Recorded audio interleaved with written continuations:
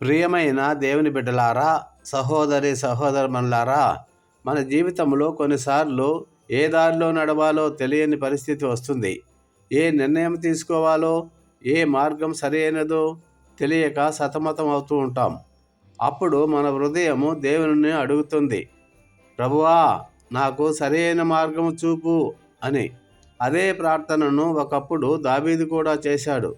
కీర్తన 25, 4-5 వరకు, యెహోవా, నీ మార్గములను నాకు తెలియజేయుము, నీ త్రోవలను నాకు బోధించుము, నీ సత్యమందు నన్ను నడిపించుము. దావీదు ఇక్కడ దేవుణ్ణి అడుగుతున్నాడు, ప్రభువా, నా బుద్ధి మీద కాదు, నీ మార్గములో నన్ను నడిపించు అని. హల్లెలూయా. ఆత్మీయ భావం ఏమిటంటే, మనిషి తన బుద్ధితో తీసుకునే నిర్ణయాలు కొన్నిసార్లు తప్పుదారికి నడిపిస్తాయి. కానీ దేవుడు చూపించే మార్గం ఎప్పుడూ సత్యమైనది, సరి అయినది. హల్లెలూయా.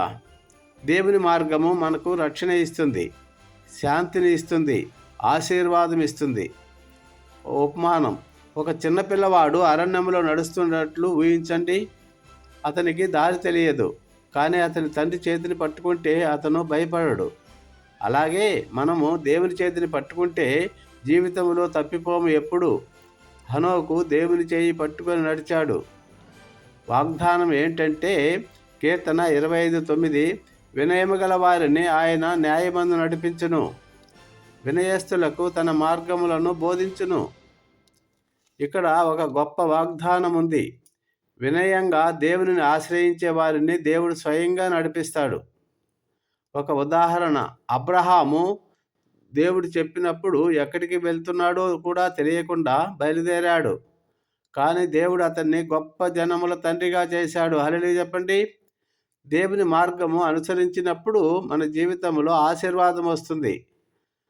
మనకు దేవుడిచ్చే ఆ హెచ్చరిక ఏమిటంటే, మనిషి దేవుని మార్గం వదిలిపెడితే అతను తప్పుదారి పడే ప్రమాదం ఉంది.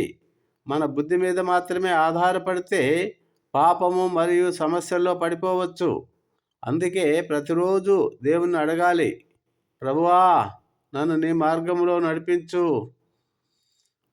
దీనిని మన జీవితాలకు అన్వయించుకుంటే ఈ వాక్యాలు మనకు 3 విషయాలు నేర్పుతాయి. దేవుణ్ణి మార్గం అడగాలి, ప్రార్థన చేయాలి, దేవునికి వినయంగా ఉండాలి. మూడవది, దేవుని సత్యములో, వాక్యములో నడవాలి. మిత్రులారా, ఇలా నడిచినప్పుడు మన జీవితంలో శాంతి మరియు విజయం వస్తాయి. ప్రియమైన వారలారా, మన జీవిత మార్గాన్ని మనమే నిర్ణయించకూడదు.